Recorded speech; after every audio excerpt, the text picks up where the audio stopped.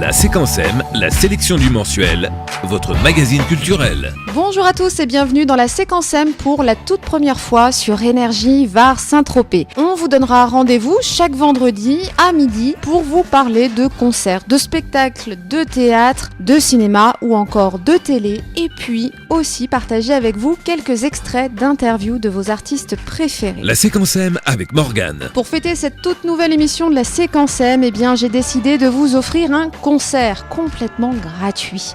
C'est la ville de Saint-Raphaël qui va inaugurer le 14 mars prochain à 20h30 sa toute nouvelle salle de spectacle qui s'appelle l'Estérel Arena. Pour ça, ils ont invité le groupe Cats on Trees le 14 mars, donc à 20h30. Cats on Trees, à mon avis, vous connaissez leur premier titre qui les a fait connaître, c'est celui-ci. Whatever way the same, nothing according to plan.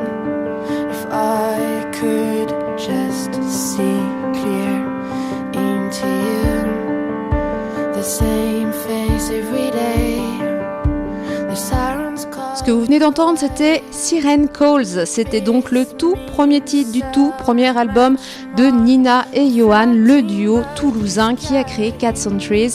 Alors ça, c'était leur premier album il y a 5 ans. Depuis, ils ont fait une tournée colossale et ils ont été coachs dans la version belge de The Voice. Et puis, ils ont pris un petit peu de repos forcé pour se retrouver un petit peu en tant qu'amis puisqu'ils n'étaient devenus finalement que des associés sur scène, en tout cas des collègues de travail. Et surtout, ça leur a permis de retrouver l'inspiration. C'est chose faite, ils sont revenus avec un tout nouvel album qui s'intitule Néon et surtout avec un titre qu'on a entendu un petit peu partout, Keep on Dancing. Day one, you're locking the door, baby, the roof's on fire. Cats on Trees donc en concert gratuit sur réservation auprès du Centre culturel de Saint-Raphaël où ils seront en concert le 14 mars prochain pour inaugurer la salle de l'Estérel Arena. Le mensuel, votre magazine culturel. Maintenant, je vous emmène à la télé. Vous avez peut-être pu suivre les tout premiers épisodes de Section de recherche qui ont été tournés exceptionnellement en Nouvelle-Calédonie. À partir de jeudi prochain, ils seront de retour chez nous en région PACA puisque leurs studios sont situés à Grasse et qu'ils ont tourné un petit peu partout dans la région. On a pu les suivre pendant les tournages de cette 14e saison et on va commencer avec une interview de Franck Sémonin qui tient le rôle de Lucas Auriol et on poursuivra la semaine prochaine avec Xavier Deluc. Le choix de Dominique Lancelot était d'arrêter Bordeaux. Elle voulait plus tourner à Bordeaux parce que elle estimait avoir fait le tour, alors non pas de la région mais de sujets qu'elle souhaitait aborder sur le plan des enquêtes. Et elle a proposé à TF1 un coup de poker en disant on va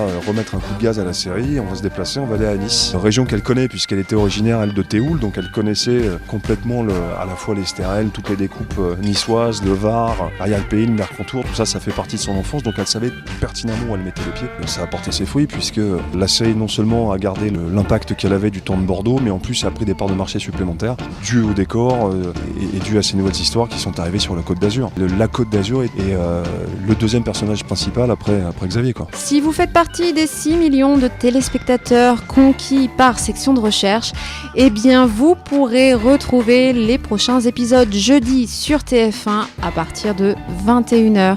Quant à moi, je vous dis à la semaine prochaine, vendredi à midi. La séquence M, la sélection du mensuel, votre magazine culturel.